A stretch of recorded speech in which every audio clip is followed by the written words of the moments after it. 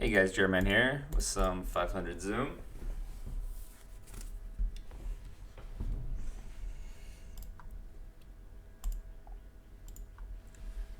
So on table 2 here, we can call low frequency with pocket tens, but mainly we just want to 3-bet. Let's see how I feel with 2 tables. We could open the ace-5.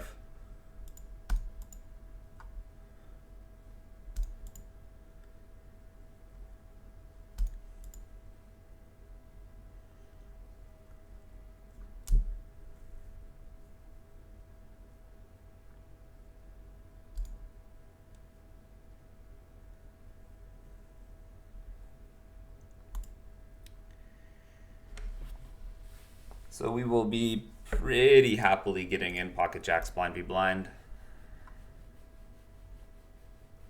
If he 4-bets, we'll shove. Table 2, I like playing small bet or check on this board. I think on a 95 and with my hand, we will go for the small bet. Table 1, depending what we roll, we will bet or check. I think this hand will be checking more than it will be betting. Small blind actually has a decent amount of king X. On an 87, we can bet. We can also call with this hand. We can bet call.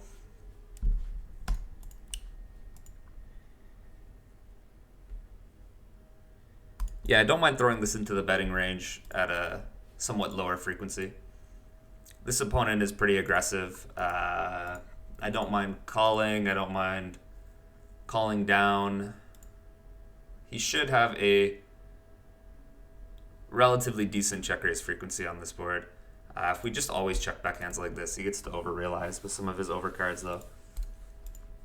We don't mind if, it's not like we're getting 2 overs type hands to fold a lot because he only has some frequency of ace-queen, and that's pretty low.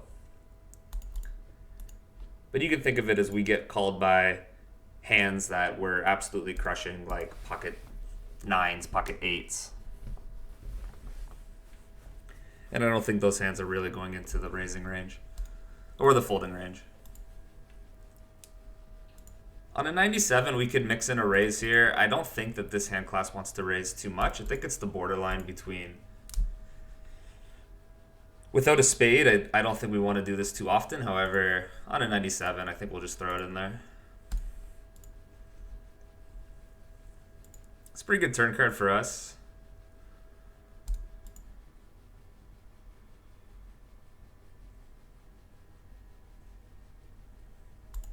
I think we'll continue here.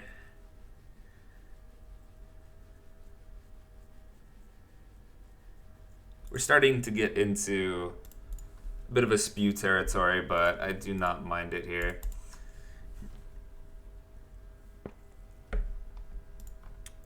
This would not be a high frequency play by any means. 97 on the flop, 93 on the turn. I think it's fun. I let the number keep me in check sometimes.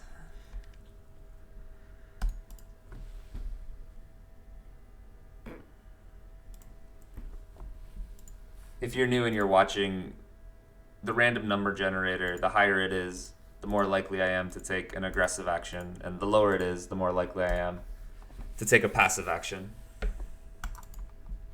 So for example, these pocket jacks, if I wanted to bet them on the flop 25% of the time, if I rolled a 75 or higher, I would bet them. 74 or lower, I would check them back. I think we're just going to start with a small bet. If I remember correctly, this specific player is a little bit on the tighter side.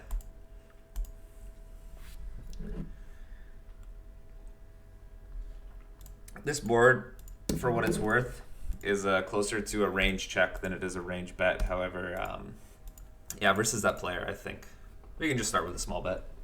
It's not like we're going to be losing much EV anyways. 8-6 off is close. Different rake structures. We can continue that. 3-better call over here on table 2. I do not know who this player is.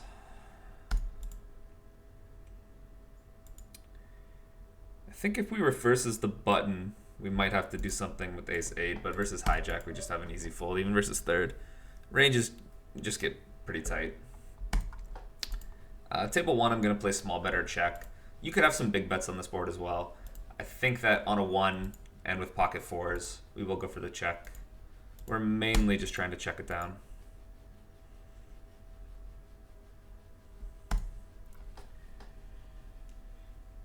It's a pretty decent board for our range, however. There's a lot of connectivity, and what is now a really strong hand will not always be a really strong hand by the river.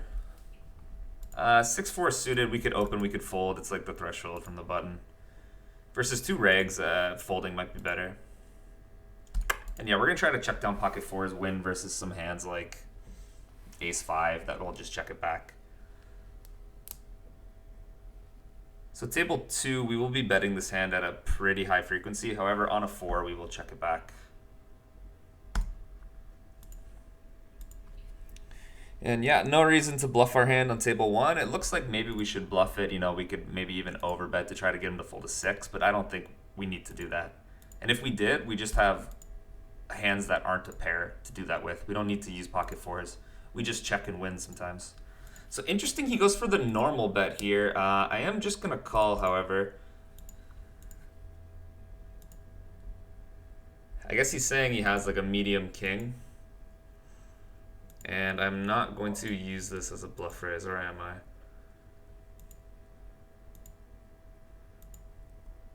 Not on a 33.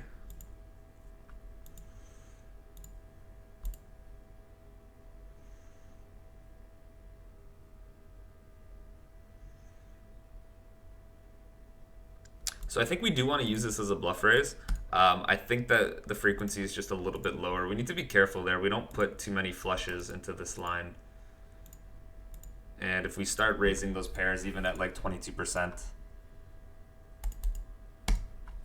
I think it's very easy to be over bluffing there. Calling is also an option.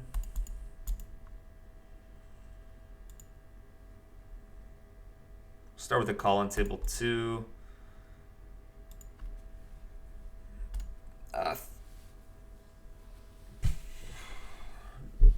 Not an amazing spot facing a bet here on the turn, but we won't be folding yet.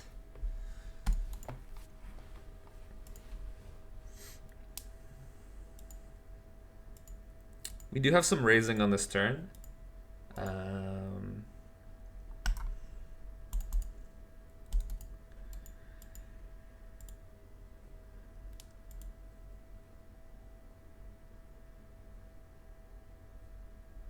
We will not call this hand all the time versus small blind 3-bet. I think about half the time is reasonable, depending on what size they go to. And yeah, he gives up king 10. Seems fine. I think he could consider bluffing his hand when he has no spades. I do think that having a 10 is bad, and you do prefer to bet a hand like king 2 that bets the turn. Would be a better river bluff, of course.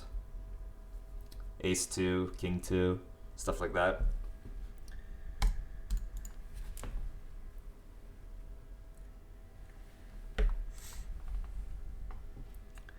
We can open the 9-7 suited. Again, it's close.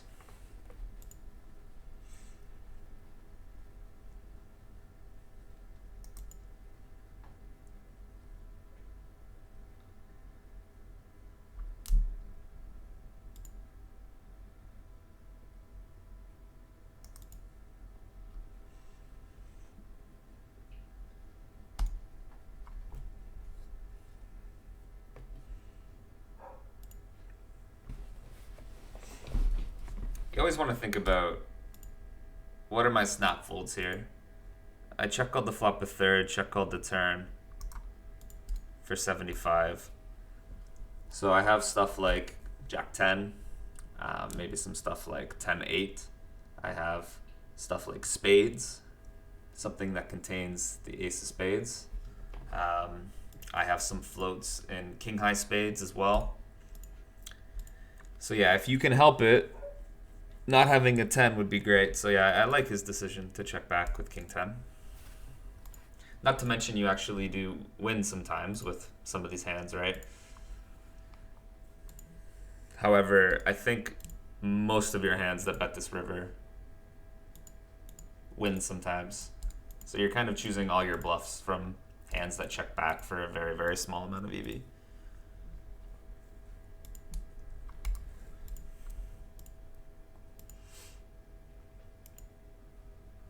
You have a few hands that have 0 EV, like Jack 4 suited. I'm assuming that'll always bet. We will start with a small bet here on table 1. We will have a checking range as well. King 7 off is close. Depends on the size that you face. And how often your opponent opens the button, of course. Okay, so the turn is interesting here. I do think we can put this hand into our overbet. And I'm going to split the turn here. I'm going to have a small size and a huge size. I think that blocking... Yeah, I think the 9 of clubs is good. He doesn't really have any offsuit 9x hands to call the flop, except for maybe king 9 off with the 9 of clubs. Again, we will play better check here on table 2. On this turn, I'm not going to play any overbets. I'm just going to play half or check. I think splitting makes sense. However, I'm just going to play half or check. No necessarily good reason, aside from I think it fits the types of hands that we want to bet. Now the river, it's close between blocking and checking. I think that when we have a king and a queen, he's very likely to have a 9 or an 8. So we don't want to bet too big, I think, when we have this hand. However, checking does make some sense. Checking to check call. We can't check raise. I think betting this hand for large size would be a mistake, though, on the river.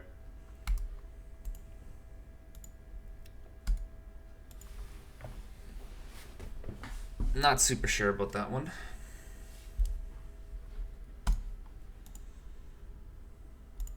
It's a pretty good board for our range.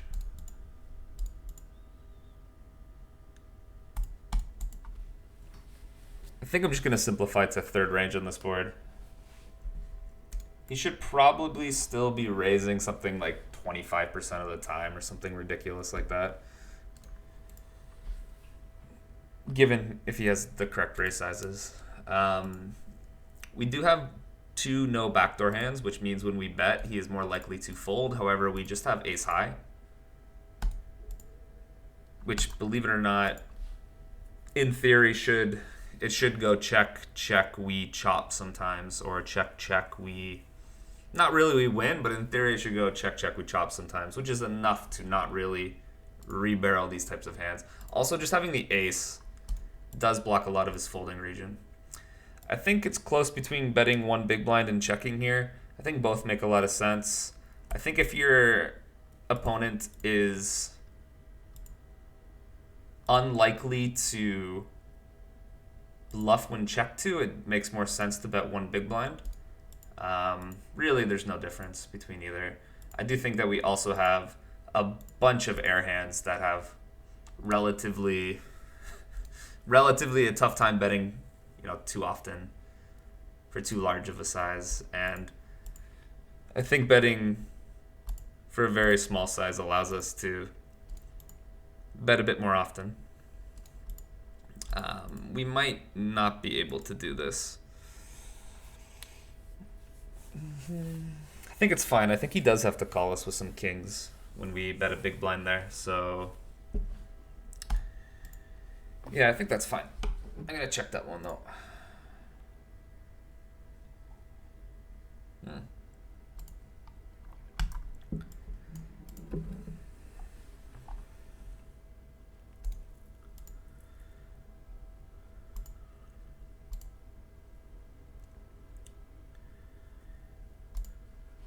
The turn, we essentially want to be stronger or weaker to barrel again. Could throw in a 4-bet with the king jack off from time to time. Definitely not on a 4 though. And we will be throwing in a low frequency 3-bet with the 6-4 suited. I think it's a little bit lower than 14% though. I think it's like a 5% if I remember correctly.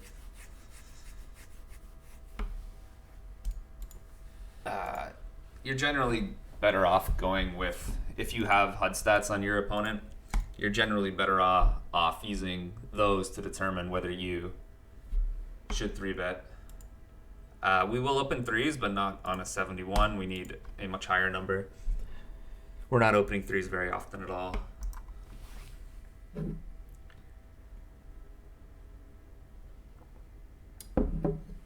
We can call versus the min raise.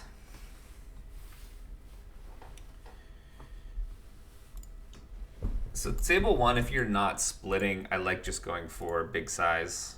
Something between like 75 and 120 or check as a one size strategy seems good to me. I think that kings will have some low frequency checkbacks, but for the most part, we're just betting. Interesting now what size to use on the turn on table one. We will call table two. Gut shot, strong enough to call. I kind of like just betting 75 here. However, I could be persuaded to bet much bigger.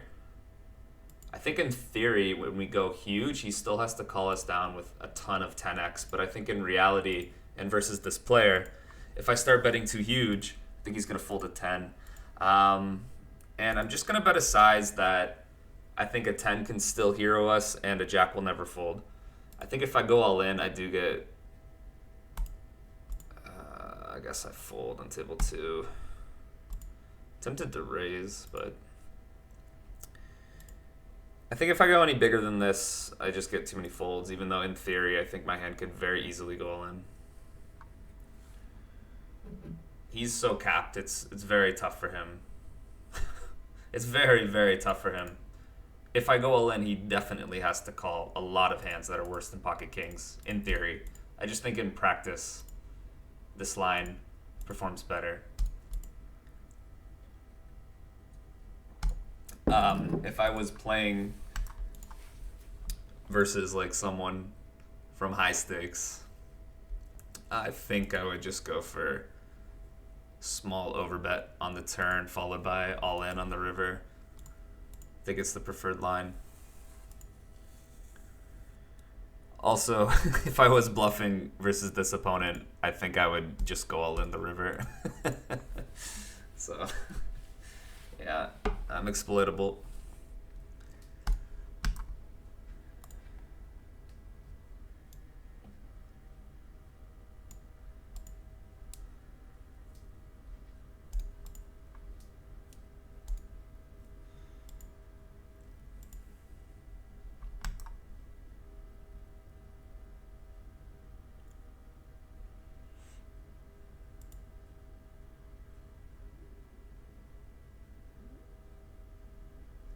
This hand will 4-bet or call. On a 14 will call. I'm not super worried about what I'm assuming is recreational player behind. The rejam, of course, would suck. However, I don't think it happens very often. 10s, we will cold 4-bet some of the time. Not on a 56. We need a little bit higher of a number.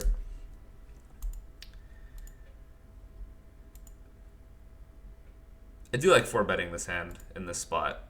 There's one thing to be said, though, that when there is a recreational player who calls the button,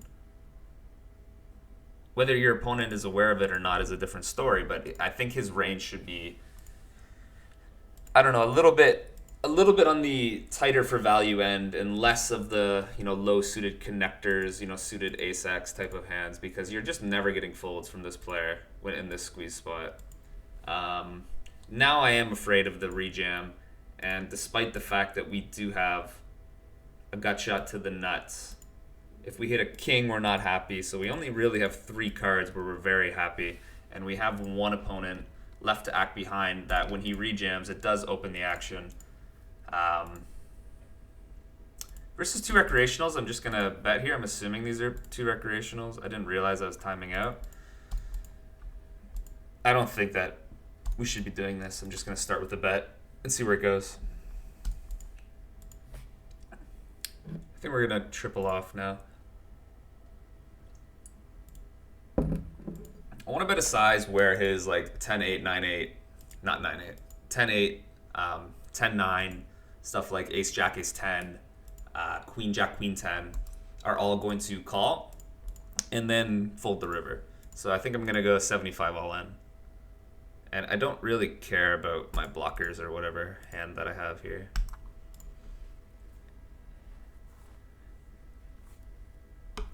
Table 1 is close with the ace of spades. I think we can bet or check, obviously. I think without the ace of spades, this would check more often than it would bet. There's a lot of checking back on this board. I think on 42, we'll go for a check back. I'm kind of surprised he folded, to be honest. I did not expect a fold on the turn when he calls this flop, even versus small bet. Okay. Yeah, a little surprised. Ace-9 is close between being able to bet for value on the turn here.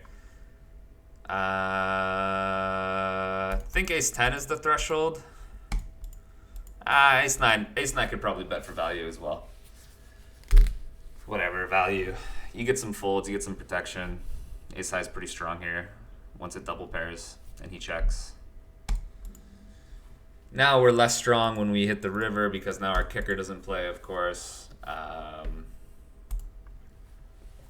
wonder if we're allowed to bet thirds here in position. It's kind of transparent.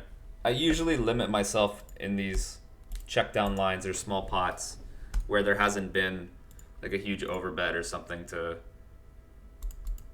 the smallest size being half. I don't even know if I'm allowed to bet all my ace-x in this spot. I'm assuming I am. Probably betting the turn just performs better. The downside, of course, to betting the turn is you give him the option to check raise the turn and then you have to fold ace-9. Probably had to fold that one pure, although you do have to call some ace-highs versus the check raise, I'm assuming. I think we want lower cards to raise, but do we have to call this? Oh man, this is close. I think we can fold this. We have no straight draws. Our overs aren't always live. We want something like 6-7 or 5-6 rather than 9-8. Ace-3 off, we're just gonna fold on the button. The rake kills you.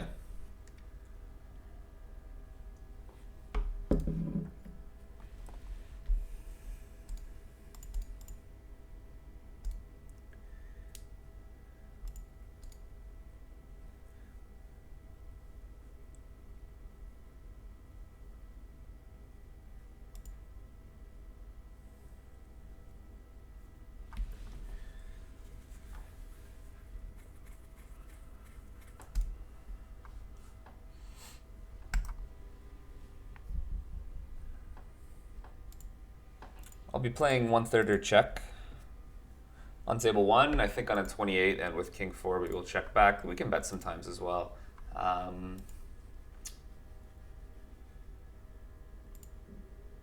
The more worse 4x he has, the more you can bet these kind of good kicker bottom pairs. So for example, this hand would bet more often button versus big blind than it would cutoff versus big blind. Although, I mean, I guess that's pretty obvious. Well, we're not folding the turn. We're not really folding a pair on board, even versus normal bet here on the turn. We could raise. Kills is capable of actually giving up hands I need to give up, though, so.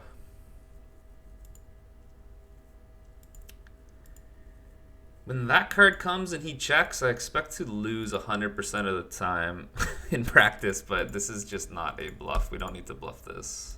Okay. Yeah, see, he is capable of giving up when he needs to. There are some people who are not capable of that. This hand's actually close, believe it or not. Queen 10 on the ace 4-4 here versus small size. I think we'll just throw in a check raise. Why not? I like to check raise small here on these types of boards. He's a lot of hands that have to fold no matter what size you check raise to, and it kind of allows you to raise a little bit wider.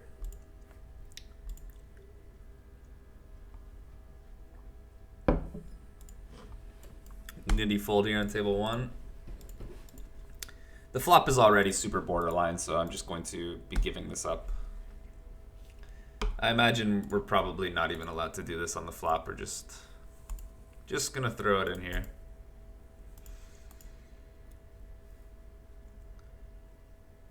We could 3-bet again versus someone who I'm assuming is a wreck. I think we're just gonna call. I prefer to 3-bet a little bit more linear versus recreationals until I know that they're actually capable of opening a lot of hands.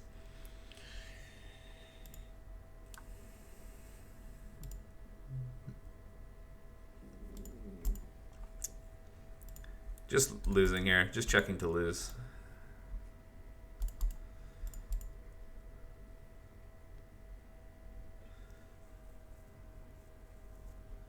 The 3 is theoretically decent for us. I just really hate my blockers at this point.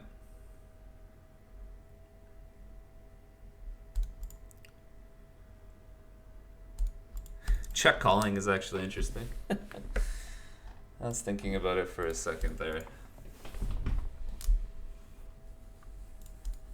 I don't think it performs very well.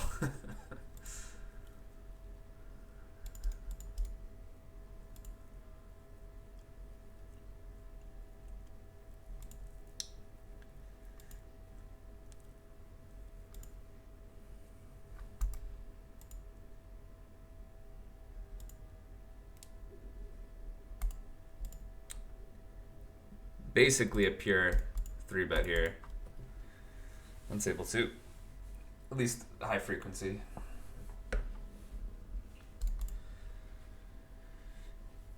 We don't really care if we get 4-bet with that hand because we can just call.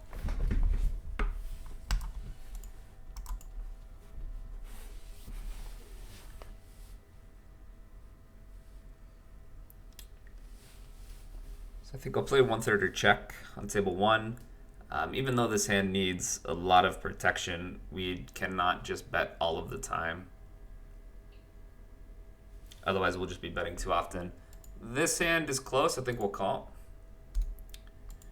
And so we roll an 11. We will check back. This hand, I believe, is it's either a mix or a pure call. I don't remember.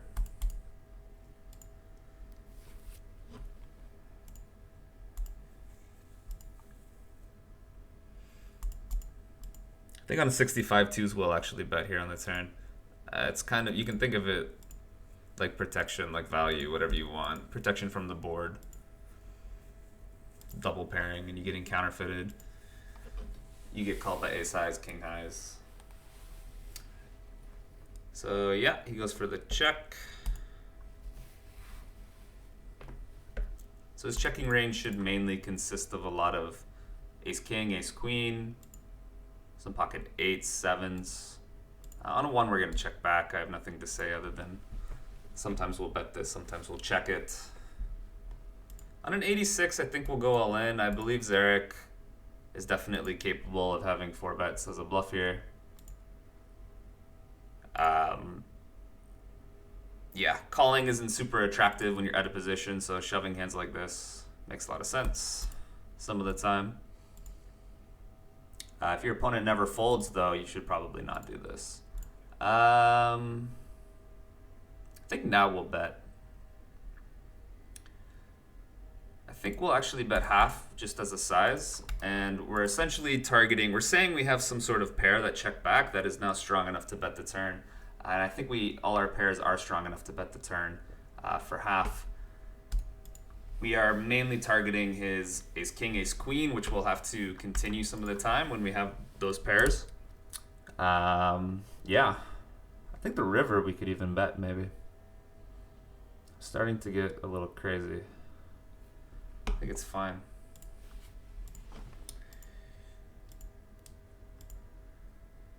Don't try this at home. It's potentially not even allowed in GTO. This could be a big blunder. I don't know. I think most of his range is still just ace highs. Like he'll have aces sometimes. He'll have some traps sometimes. but most of the time are just good.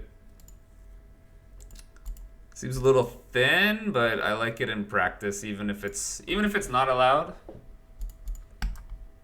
I like it. But now, next time I won't be able to do it because now he knows that I bet too thin, so he's just gonna check raise and not call down, blah, blah, blah, blah, blah. Blah.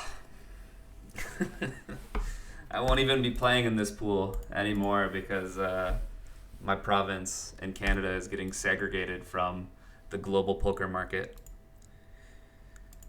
So these guys won't be able to exploit the fact that I'm betting King 8 on the river here. And it might even just be fine, by the way. I don't know. It might even just be fine. It's very tough for him to have a hand stronger than that after he took that line.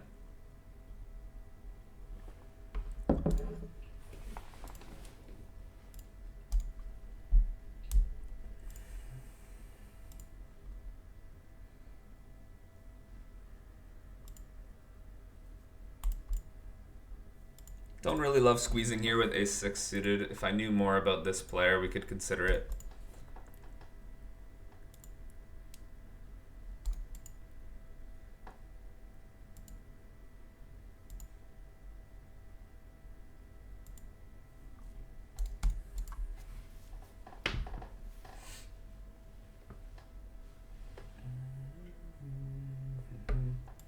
Queen 8 off is close. Versus 2 regs in the blinds. Probably just folding it. Okay, so table 1 is interesting. I think I like overbetting.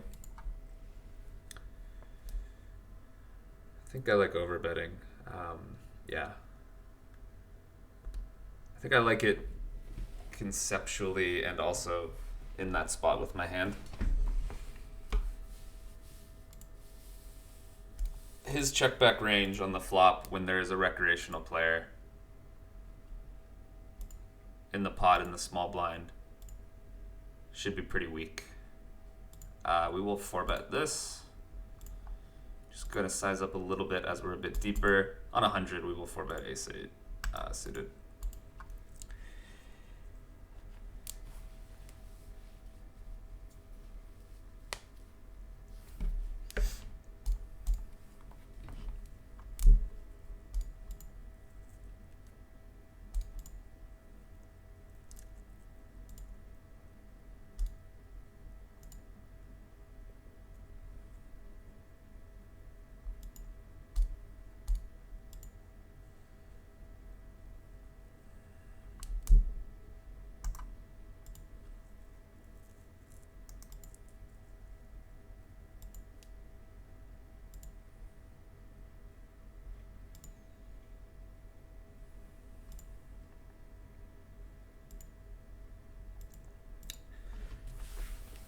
Going to throw in a check back here on table 2.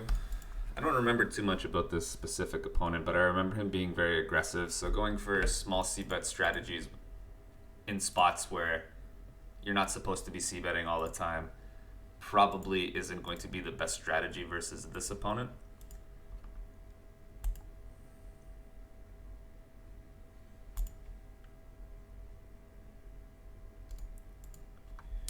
And we will be checking it down to win most of the time.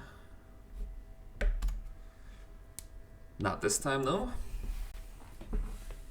So he snap checks. I think if we were 100 big blinds deep, this would be a board where he should consider having some leads. I think 200 big blinds deep, leading boards like this makes less sense just because the deeper stacks. First of all, our preflop ranges are going to be different because we're deeper, which changes things a lot. And second of all, dynamic boards, the deeper you are, the more it favors the in-position player. I think his betting button is stuck on 75%. It's the only bet that he's been making. Although this is like 60%. We'll just fold with the queen 9.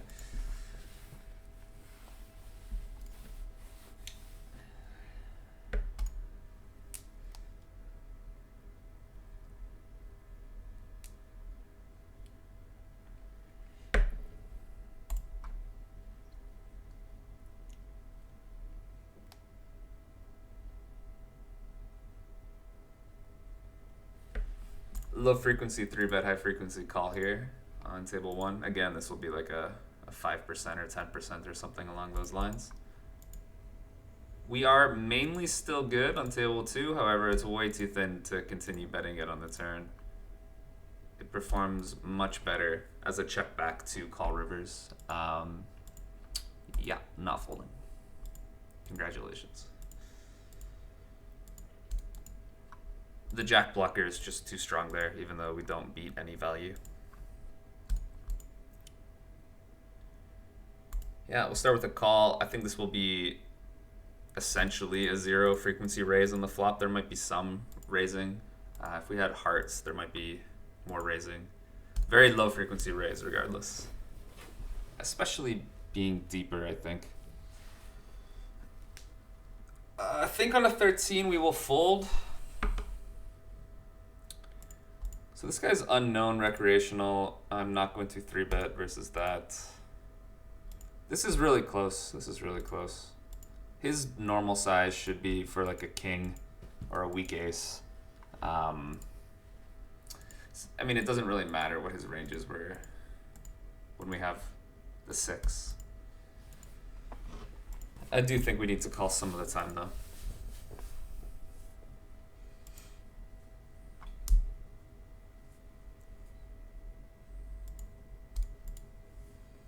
So things he should be checking back and things that people will check back are a lot different, especially non-reg players.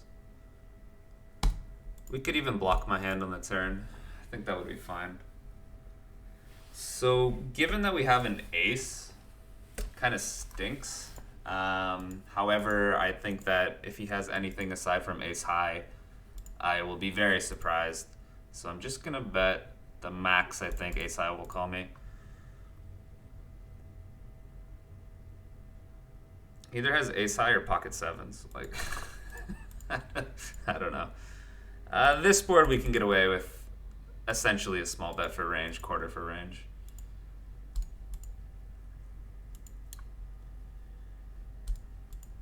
There's a lot of king high boards that you cannot bet small for range, but I believe that this one you can just get away with it.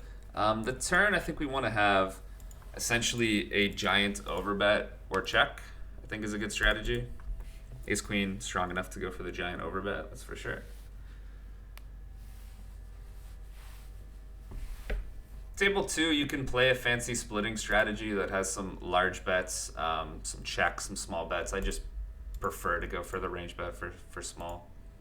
It's higher EV to split here on this board. However, for simplicity's sake, I'm just going to range bet small. There's really nothing he can do about it.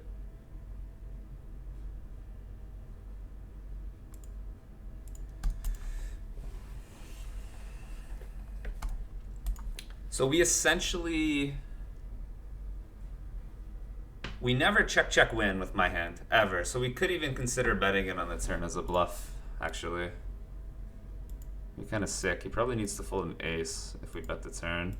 Not a great spot. He might actually not bluff his random king highs now. We might chop with another 10. Yeah, see, he doesn't bluff his random king highs now, so I was wrong. There's very niche runouts where it runs out the board as trips where we can check back and win. But for the most part, a hand like this, like king X of backdoor, is going to be bluffing the river after we check back, and we're in a pretty bad spot, but probably folding when we have the 9, although the 9 of clubs is not that relevant. This is close actually versus hijack 2.5. I think with this rake structure, we do actually fold it, and being deeper out of position, even though, you know, we have a suited hand that can make some hands, doesn't necessarily make it better to call, the fact that we're deeper out of position. We can bet this sometimes on table 1, but for the most part, we're just checking it back. His checking range, deeper, whether it should necessarily be a lot different than the 100 big blinds range, definitely will be a lot different. I think 200 big blinds deep, we can go for a 3-bet, or a 4-bet rather, with ace queen suited. I think we want to go a bit bigger as well. Check and win versus ace king is the hope on table 1. Hey, you just gotta say it out loud and then it happens, right? I think 4-betting ace queen suited when you're 200 big blinds deep is fine because he can't 5-bet jam. But when you're, well, he can, but usually you can't, if you know what I mean. Whereas 100 big blinds deep, if you 4-bet ace queen suited and get 5-bet jammed on, you look like an idiot because why the hell would you 4-bet ace queen just to fold? Whereas ace queen off, you can 4-bet and fold happily.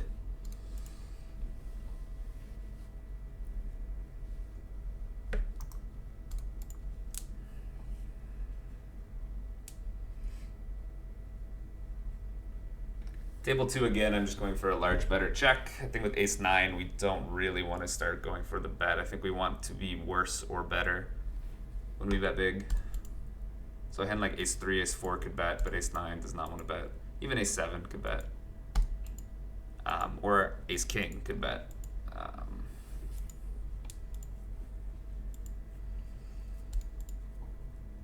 We could bet the turn.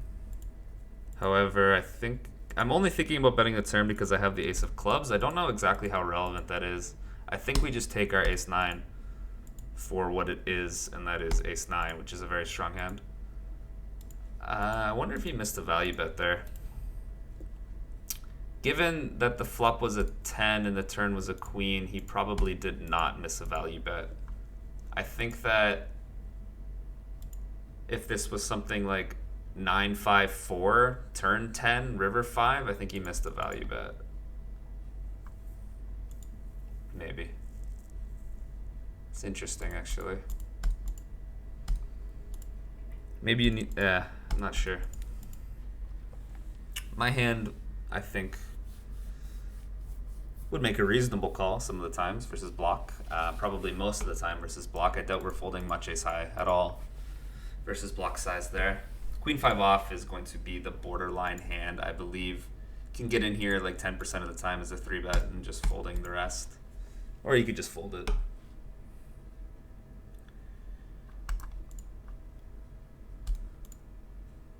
Alright guys, I'm going to wrap this video up.